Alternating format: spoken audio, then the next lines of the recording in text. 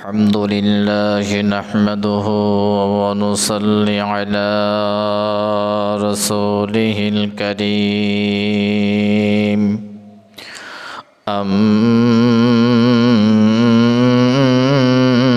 أما بعد فقد قال الله تعالى في كلامه المجيد وفرقانه الحميد أعوذ بالله من الشيطان الرجيم بسم الله الرحمن الرحيم يا أيها الذين آمنوا اتقوا الله وكونوا مع الصادقين صدق الله العظيم وقال رسول الله صلى الله عليه وسلم لا يؤمن أحدكم حتى أكون أحب إليه من والده وولده والناس أجمعين متفق عليه أو كما قال عليه الصلاة والسلام আজ থেকে বহু বছর আগে এই দুনিয়ার বুকে আল্লাহর নাম ছিল না কোথাও কোনো মানুষের মুখে মন্দিরে শুধু বাজিত ঘণ্টা ছিল না আযান ধ্বনি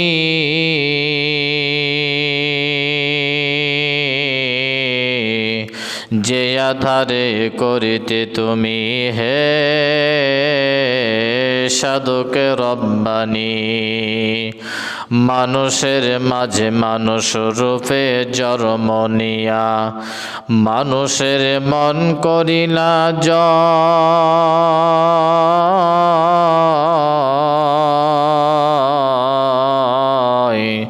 ভালোবাসা দিয়া কোরআন দিয়া হাদিস দিয়া অন্তর দিয়া মন্ত্র দিয়া নয় বালা আউয়াল আলিফ বা তা না খানি সে কুরআন দান সে খানদান কাই তোয়ানি হিচ গাজিদার মুলকে ইউয়াম বাজনে কওলে ইউরা নাহনু নে আওয়াজনে শানিদাগা কালামে নাই বাওয়াজ মানিরা মানিদার জবারাজ বলগল উলা বিকামালিহি كشف الدجى بجماله حسنة جميع خصاله صلوا عليه وآله لا إله إلا الله لا إله إلا الله লা ইলাহা ইল্লাল্লাহ লা ইলাহা লা ইলাহা ইল্লাল্লাহু মুহাম্মাদুর রাসূলুল্লাহ।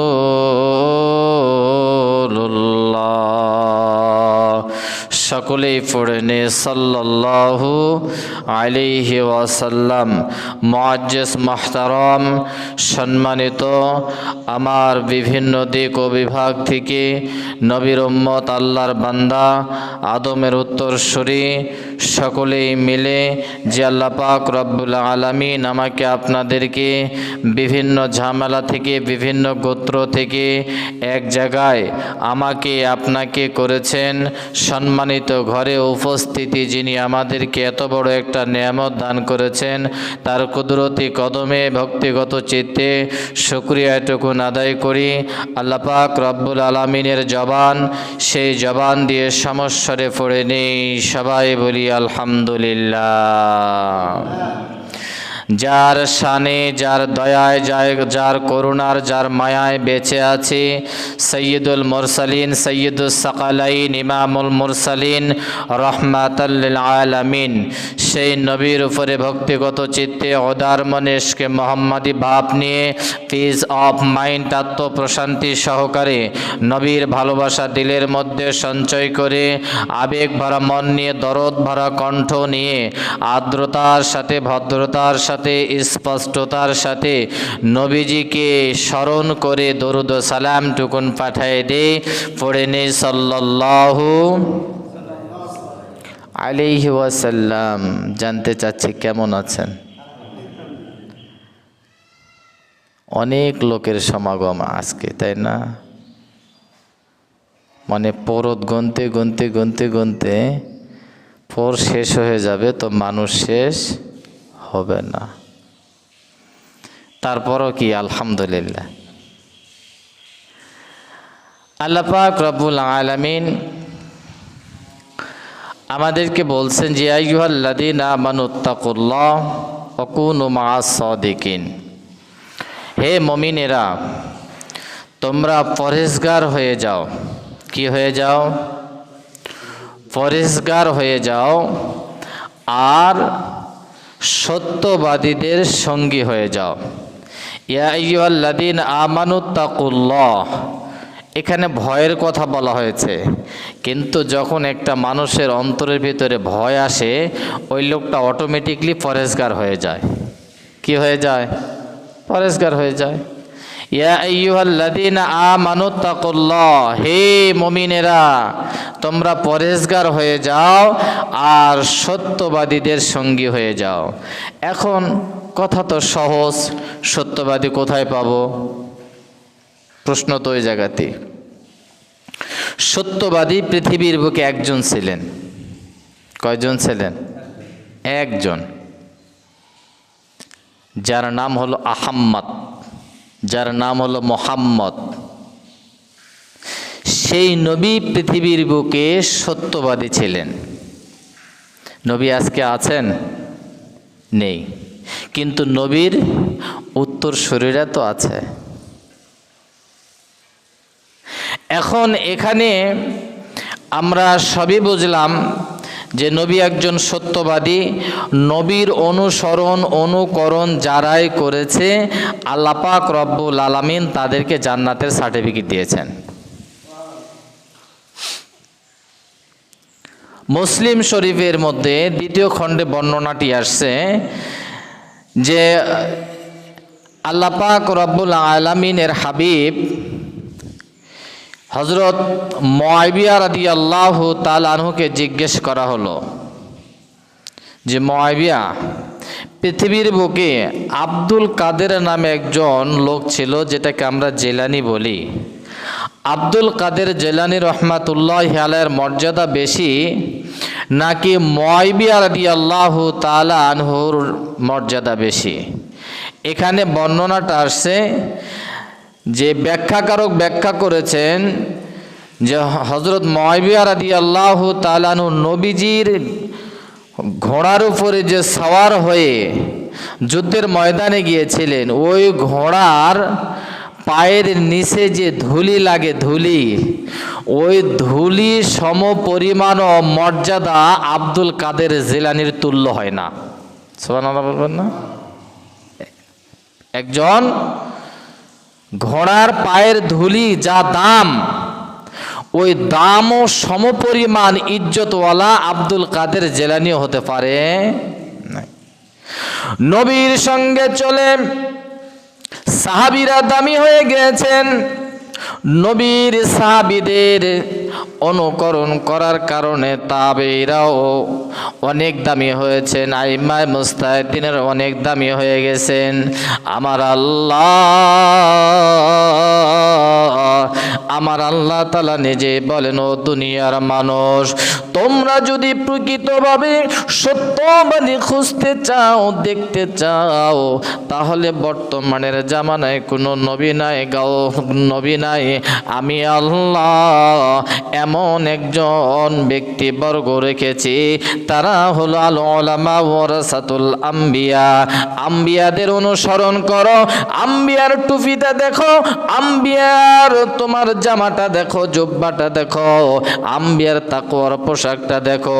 ওই তাকওয়ার পোশাক অনুপাতে যদি আপনি আপনার জীবনটা গড়াইতে পারে, আপনার শরীরের মধ্যে যখন আম্বিয়ায়ে কেরামের সুরত ধারণ করবেন, মানুষ কিন্তু সাময়িকভাবে হাসাহাসি করবে যে দেখো একজন কামিলা মানুষ পাগড়ি পরে মানুষের কাজ করতে গেছে, হাসবে না? একজন ভ্যান চালক, একজন রিক্সাওয়ালা, একজন ঠেলাওয়ালা, একজন মজুরিওয়ালা, দিন আনে দিন খায়, এই লোকটা যদি পাগড়ি পরে ভ্যান চালায়, মানুষ কিন্তু সাময়িকভাবে হাস্যকর, মানুষ কিন্তু হাসবে, কানা ঘুষাঘুষি করবে যে এ লোকটা আবার কত বড় দরবেশ হয়ে গেল, পাগড়ি পরে ভ্যান চালাইতেছে, বলবে না? বলার কথা, কিন্তু আসলে ওই ব্যক্তিটা যদি আল উলামা ওয়ারাসাতুল আম্বিয়া, উলামায়ে কেরাম নবীজির উত্তরসূরি, উলামায়ে কেরামের জুব্বা আছে, উলামায়ে কেরামের টুপি আছে, এই অনুপাতে একজন কামিলা যদি অনুসরণ করতে পারে, অনুকরণ করতে পারে, আল্লাহ পাক রব্বুল আলামিন বলেন ওই মানুষটা ইলম অন্বেষণ করার কারণে যে মাথায় পাগড়ি দিবে না, না না দোস্ত না, ইলম অর্জন করার কারণে যে মাথায় টুপি দিবে তা নয়। ইলম একটা চলার গতি, একটা রাস্তা। কিন্তু আপনার ইলম নাই, কিন্তু মাথায় আপনার টুপি থাকতে পারে। আপনার ইলম নাই, কিন্তু আপনার মাথায় পাগড়ি থাকতে পারে। আপনার ইলম নাই, সাধারণ মানুষ জুব্বা পড়তে পারে কি পারে না? এই জুব্বাটা হলো একটা তাকওয়ার পোশাক। শরীরের মধ্যে আপনি ফিটিং করলেন, তাকওয়া আপনি একটা ব্যবহার করতে থাকলে, আল্লাহ পাক রব্বুল আলামিন বলেন, বান্দা তুমি যে তাকওয়ার পোশাক পরলে, এই তাকওয়ার পোশাক পরার কারণে আমি আল্লাহ পাক রব্বুল আলামিন নিজে আমি কুদরতিভাবে তোমার উপরে খুশি হয়ে গেলাম। এখন সারা জিন্দেগিতে শার্ট পরে আসতেছি, কি পরে আসতেছি? শার্ট। এই শার্ট যদি হঠাৎ করে ক্লোজ করে দেই, একটা জুব্বা ঢুকাই দিলাম, মানুষ বাজারে, চার দোকানে, পানের দোকানে, মুদির দোকানে ফিস ফিস আওয়াজ করবে যে দেখ দরবেশ সাজিয়েছে। কি সাজিয়েছে? দরবেশ। এখন দুনিয়ার একটা উদাহরণ দিয়ে দেই। ও মুসলমান, গভীরভাবে চিন্তা করবেন। এখন একটা হিন্দু সর্বক্ষণ একটা ধুতি পরিধান করে, তার ধর্মকে সে পরিচয় দেয়। ধুতি না পরলে তার ধর্মের পরিচয় পাওয়া যায় না। সে জ্ঞানী হোক, সে নিরক্ষর হোক, বিদ্যা বুদ্ধি থাক আর না থাক, কিন্তু তার ধর্মের সাজ হলো ধুতি পরা।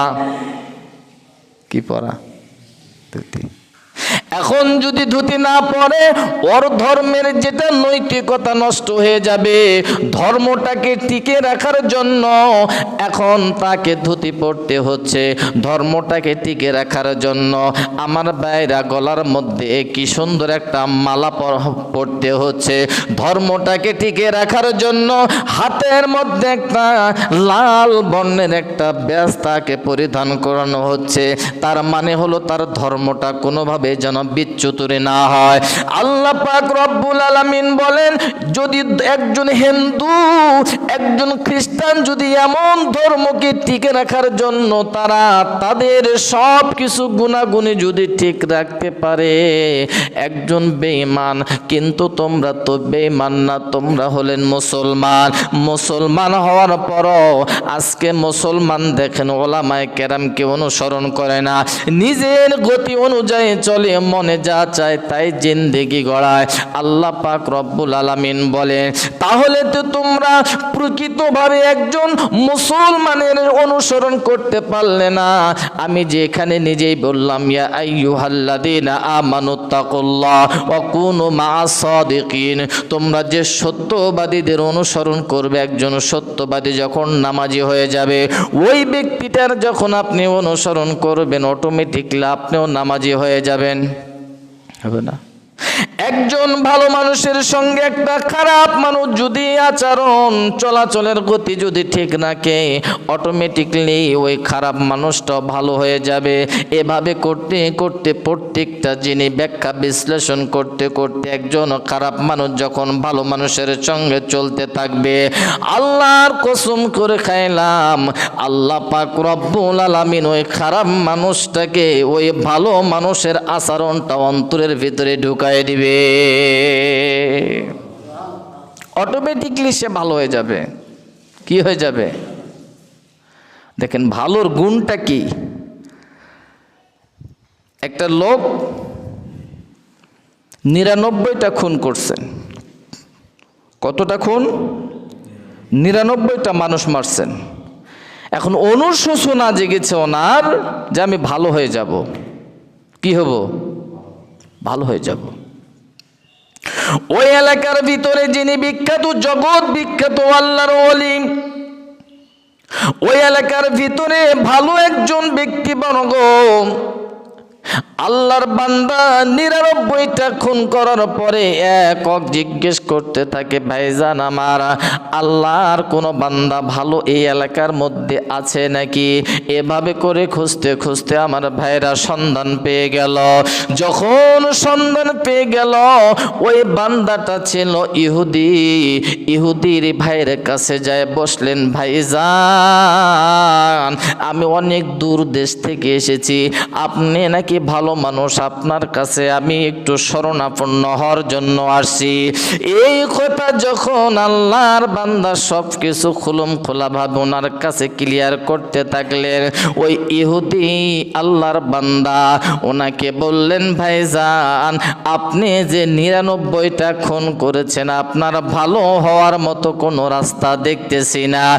এই কথা যখন ওনার কানে চলে আসলো, আল্লাহর বান্দা তৎক্ষণাৎ তিনি চিন্তা করলেন, হায় রে হায়, আমি ভালো হওয়ার জন্য আল্লাহর বান্দার কাছে আসলাম, নাকি উনি এলাকার মধ্যে একজন ভালো মানুষ, কিন্তু কোনোভাবে আমাকে সে একটা সন্ধান দিতে পারল না, এবং আমার অন্তরের ভিতরে এমন একটা কেমন যেন কথা ঢুকায় দিল যে আমি ভালোই হব না, এতগুলা খুন করেছি, ভালো হওয়ার সম্ভাবনা আপনার নাই।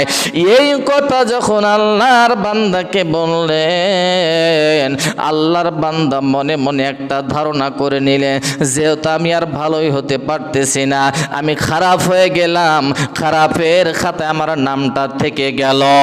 এই ভাব, এই অনুভব, এই অনুশোচনা যখন আল্লাহর বান্দার অনুভূতির মধ্যে বারবার যখন কলিং বেল বাজতে থাকলো, আল্লাহর বান্দা চিন্তা করলেন আমি আর দেরি করব না, 99টা খুন করেছি, এই আল্লাহর বান্দা ইহুদিটাকেও আমি খুন করে 100টা খুন করে আমি 100টা আমি খুন করব, আর আমার 100 খুনের আমি আসামি হয়ে যাব, সেঞ্চুরি ওনাকে দিয়ে আমি পার করে দিব। আল্লাহর বান্দাকে যখন খুন করে ফেললেন, করার পরে আবার কিছুদিন গত হয়ে গেল, এইভাবে করে সময়টা ব্যয় হতে থাকলো। আল্লাহর বান্দা চিন্তা করলেন ওই ভাইয়ের কাছে গেলাম, সেও আমাকে কোনো ভালো উপদেশ দিতে পারলো না, কিন্তু আমি কি খারাপ হয়ে থাকবো, আমার তো এক সময় ভালো হতে হবে। এক জিজ্ঞেস করতে থাকলেন, এভাবে প্রশ্ন করতে থাকলেন। হঠাৎ করে একজন ব্যক্তি বললেন ভাইজান আপনি যদি ভালো হন, আপনার যদি ভালো হওয়ার ইচ্ছা থাকে, আপনার যদি ভালো হওয়ার অনুভূতি যদি জাগে, আল্লাহর একজন বান্দা আছে, তবে আপনাকে এই দেশের মধ্যে থাকলে চলবে না, এই গ্রামের মধ্যে থাকলে চলবে না, গ্রাম ত্যাগ করতে হবে, জায়গা ত্যাগ করতে হবে। আল্লাহ তাআলা নিজেই বলেছেন ইয়াউমাইযিন তুহাদ্দিসু আখবারাহা বিআন্না রাব্বাকা ওয়াহালাহা, জায়গা চেঞ্জ করে আল্লাহ তাআলার বান্দা আল্লাহ তাআলা মর্যাদা বৃদ্ধি করে দেন, বলেন সুবহানাল্লাহ। উনি ভালো হওয়ার জন্য জায়গা কি করলেন, চেঞ্জ করলেন, পরিবর্তন করলেন। তিনি এবার রওনা হতে লাগলেন। অনেক দূর পর্যন্ত যাত্রা করেছেন, খুন করেছেন 100টা। কয়টা? 100টা খুন করে মনের ভিতরে একটা তামান্না আসছে না, আমাকে ভালো হতেই হবে। এখন ভাইজান কোনো ব্যক্তির যদি হজ ফরজ হয়ে যায়, টাকাও সব সঞ্চয় আছে, ব্যাংক ব্যালেন্সে টাকার অভাব নাই, আল্লাহর বান্দা চিন্তা করতেছে এবারে ধানটা উঠুক, পরের বছরে হজ করব। এমন আছে না? কোনো ব্যক্তিকে যদি বলেন ভাইজান আপনি নামাজ পড়বেন না, হয়তো একটা উদাহরণ দেবে, ওই মিয়া আমি তো বেটিকে এখনো বিয়েই দেই নাই। আচ্ছা, বেটি বিয়ে দেওয়ার সাথে নামাজের কোনো সম্পৃক্ত আছে? তোমার ছেলের বয়স যখন 7 হবে তখন তাকে তাকিদ করো, ওই ছেলে কিন্তু বালেক না, এখনো বালেক হয় নাই, 10 বছরে তুমি প্রহার করো, তার মানে 10 বছরের যৌবনে উপনীত এখনো হয় নাই, তার মানে তাকে প্রশিক্ষণ দেওয়ানো হচ্ছে, ট্রেনিং দেওয়ানো হচ্ছে, বাচ্চাটা যেন নেক্সটে যেন নামাজ থেকে যেন আলাদা হয়ে না যায়, এই জন্য 7 বছর থেকে তাকিদ করার, 10 বছরে প্রহার করো, যখন লাইনের মধ্যে উঠে যাবে আপনাকে আর কষ্ট করতে হবে না, বলেন আলহামদুলিল্লাহ। এখন আল্লাহর বান্দা অনেক দূর পর্যন্ত যাত্রা করেছেন। যাত্রা করার পরে আল্লাহর বান্দা চিন্তা করলেন আর কত দূর, এভাবে করে বলতে অনেক দূর পর্যন্ত যাত্রায় আছেন। আল্লাহর বান্দা হঠাৎ করে আল্লাহ পাক রব্বুল আলামিনের ফেরেশতা নাম হলো আজরাইল। কারা কারা চেনেন? চেনেন নাকি আজরাইল? দেখছেন? আজও দাওয়াত করেননি? এটা কথা হলো রে ভাই। এই যে মুয়াজ্জিন কেবল ঘুমোর থেকে উঠলো। আল্লাহর বান্দার কাছে সামনে আজরাইল।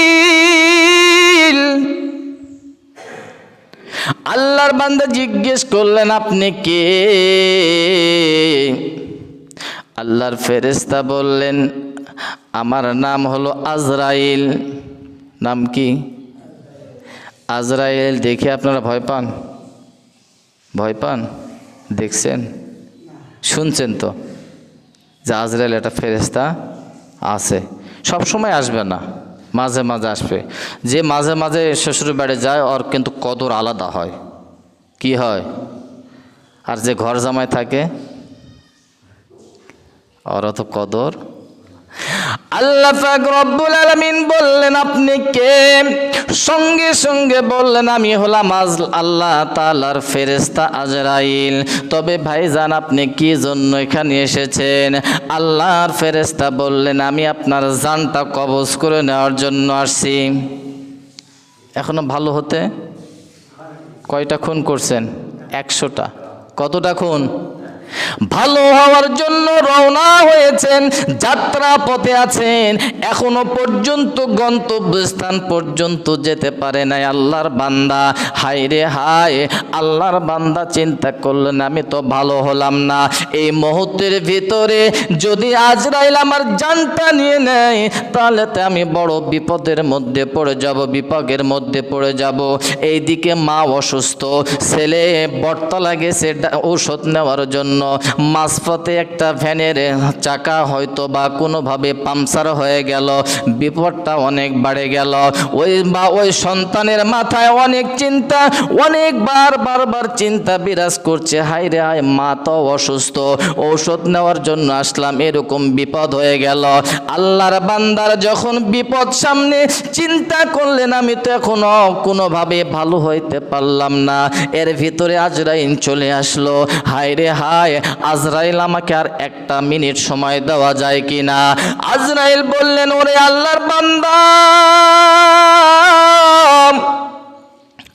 তোকে আর 1 সেকেন্ড সময় দিব না, 1 সেকেন্ডও সময় আমার কাছ থেকে তুই পাবি না। আল্লাহ তাআলার আদেশ, আল্লাহ তাআলার হুকুম, এখন তোর জানটা আমি কবজ করে নিব। এভাবে করে আল্লাহর বান্দার জানটা কবজ করে নিলেন। বলেন ইন্না লিল্লাহি ওয়া ইন্না ইলাইহি রাজিউন। একটা কবুতর জবাই করার পরে যখন জমিনে আপনারা নিক্ষেপ করেন বা ফেলায় দেন, ঝটপট করে কি করে না? লাফালাফি করে না? একটা মানুষের জান যখন বের হয়ে যায় তখন ওই মানুষটাও কি হয়ে যায়? ছটপট করে। আল্লাহর বান্দার অনুশোচনার ভিতরে, জ্ঞানের ভিতরে বিরাজ করছে আমি তো এখনো ভালো ব্যক্তির কাছে যেতে পারলাম না। হায় রে হায়, আজরাইল এই মুহূর্তে আমার জানটা নিয়ে নিল, আমি তো এখনো বড় বিপদের মধ্যে আছি। যাই হোক, এই মুহূর্তের ভিতরে যখন তার জ্ঞানটা আল্লাহ তাআলা দিলেন, জান কবজ হয়ে গেল, এরপরও কিছু সামান্য সময়, হায় রে ওই মুহূর্তের ভিতরে, তৎক্ষণাতের ভিতরে, ওই মুহূর্তের ভিতরে আল্লাহর বান্দা একটু চেষ্টা করলেন, বুকটা হাসড়ায় কয়েক হাত আল্লাহর বান্দা ভালো রাস্তার দিকে একটু অগ্রসর হয়েছিলেন। বলেন সুবহানাল্লাহ। শেষ, আর নড়াচড়া নাই, বুক হাসড়ায় সামান্য কয় হাত গেছেন, যে শেষবারের মতো হলেও একটু ধাক্কা দেই। কয়েক হাত রওনা হয়ে গেলেন। এইদিকে আল্লাহর পক্ষ থেকে 2টা দল চলে আসলো। আপনারা আবার কেউ মনে করেন না আওয়ামী লীগ বিএনপি, এছাড়াও কিন্তু দল আছে, আছে না? দল তো খালি বোঝেন খালি আওয়ামী লীগ আর বিএনপি, এছাড়া তো আর মনে দল নাই। আল্লাহর দল আছে। আল্লাহর পক্ষ থেকে 2টা দল আসলো, একটা হলো রহমতের দল আর একটা হলো আযাবের দল। আজরাইল মালিক ফেরেশতা সঙ্গে করে নিয়ে কিছু দলবল নিয়ে চলে আসলেন। রেদওয়ান ফেরেশতা কিছু দলবল নিয়ে আসলেন। হায়রে, রেদওয়ান ফেরেশতা বলে আমরা নিয়ে যাব। আল্লাহর বান্দা অনুশোচনার জন্য বাড়ি থেকে বের হয়ে আসছে, নিয়ত করছেন ভালো। এই কথা বলতেছে আর মালিক ফেরেশতাকে বলতেছে দাদা তুই চুপ থাক, আমি এই রুহটা নিয়ে যাই। মালিক ফেরেশতা বলতেছে রেদওয়ান তুই একটু ওয়েটিং এ থাক, কেননা এই আল্লাহর বান্দা বাড়ি থেকে বের হয়ে আসছে, এখনো পর্যন্ত মেন গন্তব্যস্থান পর্যন্ত ঠিকানায় যেতে পারে নাই। এর ভিতরে আল্লাহর হুকুম হয়েছে সে মারা গেল, কিন্তু এই এখনো পাপ মুক্ত হইতে পারে নাই, এর লাশটা আমি নিয়ে যাব। এই উভয়ের মাঝে যখন কথোপকথন চলছিল, কেমন যেন একটা বিতর্কতা হচ্ছিল, ওই মুহূর্তের ভিতরে আল্লাহ পাক চিন্তা করলেন এরা যদি 2 জনায় বিতর্ক করে তাহলে তো সমাধান হবে না, তৃতীয় আরেকজন দলকে পাঠায় দিলেন আল্লাহ। তৃতীয় আরেকটা ফেরেশতা পাঠায় দিলেন, বললেন মালিক তুমি একটু অপেক্ষা করো, রেদওয়ান তুমি একটু অপেক্ষা করো, দেখি ফয়সালা একটু করে দেওয়া যায় কিনা। আল্লাহর তৃতীয় ফেরেশতা বাড়ি থেকে চিন্তা করলেন, বাড়ি থেকে মেন পর্যন্ত, অর্থাৎ যেখানে তার মৃত্যুটা হলো ওই পর্যন্ত কত মাইল হচ্ছে, আর যে জায়গাতে মৃত্যু হলো ওই জায়গা থেকে ভালো হওয়া পর্যন্ত যে ঠিকানায় তিনি নিয়ত করে বের হয়েছেন ওই জায়গা পর্যন্ত কত মাইল দূরত্ব হচ্ছে। আল্লাহর তৃতীয় ফেরেশতা মাপযোগ করে দেখলেন, হায় রে হায়, যেখান থেকে বের হয়ে রওনা হয়েছেন এই জায়গাটা অনেক দূরে, আর সামান্যতম গেলে আল্লাহ পাক রব্বুল আলামিনের বান্দা ভালো হওয়ার জায়গাতে পৌঁছে যেতেন। আল্লাহ তাআলা বললেন, ওরে ফেরেশতা, তার আগ্রহ ছিল অনেক কষ্ট করে বাড়ি থেকে হেঁটে হেঁটে হেঁটে হেঁটে আল্লাহর বান্দায় পর্যন্ত আসছে, আর সামান্যতম গেলে আল্লাহর বান্দা ক্লিয়ার হয়ে যেত, সাকসেসফুল হয়ে যেত, আল্লাহর বান্দা ফ্রেশ হয়ে যেত, পাপ মুক্ত জীবন তৈরি করতে পারত। ওরে মালিক ফেরেশতা, তুই আরে নিতে পারবি না, রেদওয়ান তুই আর রূহটা তুই নিয়ে জান্নাতের মধ্যে নিয়ে যা। বলেন সুবহানাল্লাহ। পরিশেষে দেখা গেল আমার ভাইরা, আমার বাবাজিরা, পরিশেষে দেখা গেল কোন জিনিসটা তার বেশি উপকারে আসছে। আল্লাহর বান্দা জান কবজ অবস্থায় যে সামান্যতম সময় পেয়েছিলেন, বুক হাসরায় হাসরায় যে সামান্যতম কয়েক হাত অগ্রসর হয়েছেন, ওই কয়েক হাতে আল্লাহর বান্দার জন্য আল্লাহ পাক ওসিলা তৈরি করে দিয়েছেন। বলে সুবহানাল্লাহ। জিন্দেগি ভর সারা জীবন সে মদ পান করতেছে, সারা জীবন সে সোয়ানি পান করতেছে। আচ্ছা ভাই, সোয়ানি খায় না পান করে? পান করে। এই এলাকায় সোয়ানি আছে? এই যে ভাই বলতেছে আছে।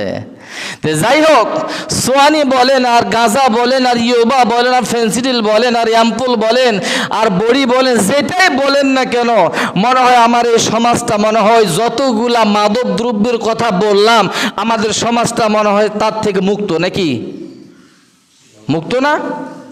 কি খায়? বড়ি খায়,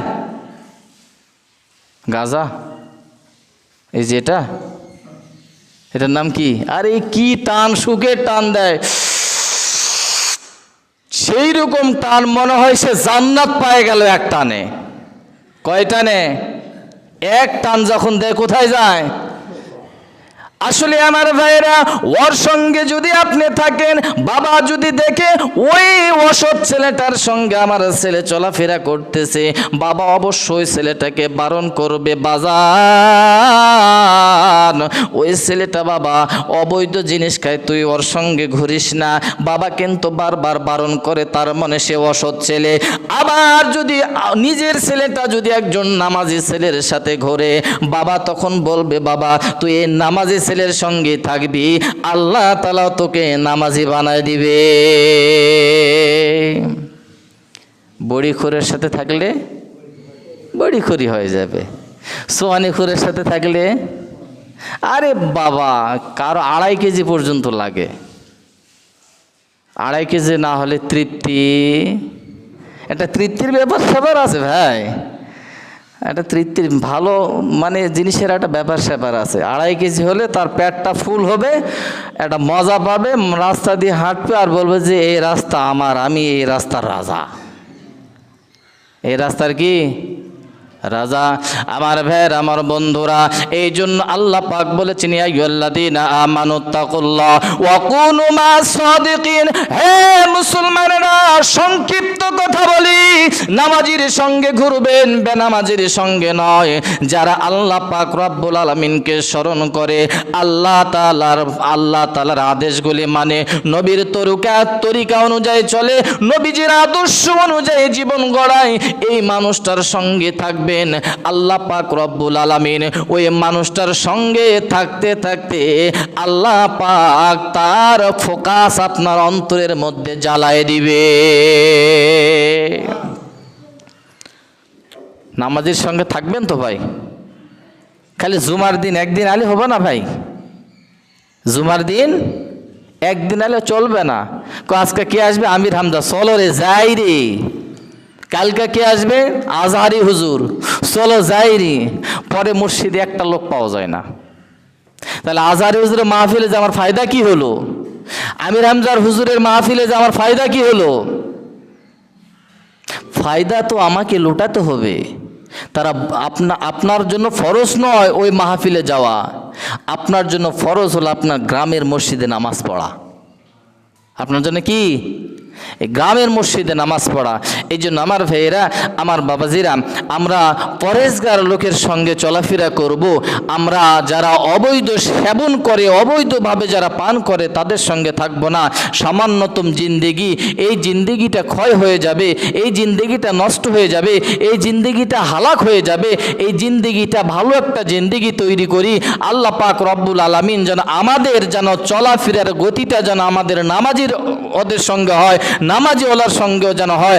হাসরের মাঠে যেন নামাজিওয়ালার সঙ্গে থেকেই যেন আমরা মেন গন্তব্যস্থান পর্যন্ত, জান্নাত পর্যন্ত যেন যেতে পারে। সকলে বলেন আমিন। কেন জোরে বলেন ভাই আমিন। হয় তাহলে বুঝা পাবো যে সবাই নামাজ পড়ে। আজ তো হুজুর তো টাকা দিয়ে থুইছি, হুজুর তো শুক্রবারে আসবে, 2-4 কথা কবে, নামাজ পড়লে পড়বো, না পড়লে না পড়বো। তো যাই হোক আমার ভাইয়েরা, বেজার হলেন আপনারা? বেজার রাগ করলেন?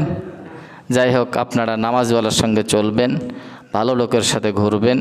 আল্লাহ পাক ওই ভালো ব্যক্তির সঙ্গেই হাসরের মাঠে আপনার ফয়সালা করে দিবে। যা ভালো ব্যক্তি যেহেতু জান্নাতে যাচ্ছে, তুই আবার পিছে থাকবি, ওর সঙ্গে তুইও জান্নাতে। সুবহানাল্লাহ বলেন।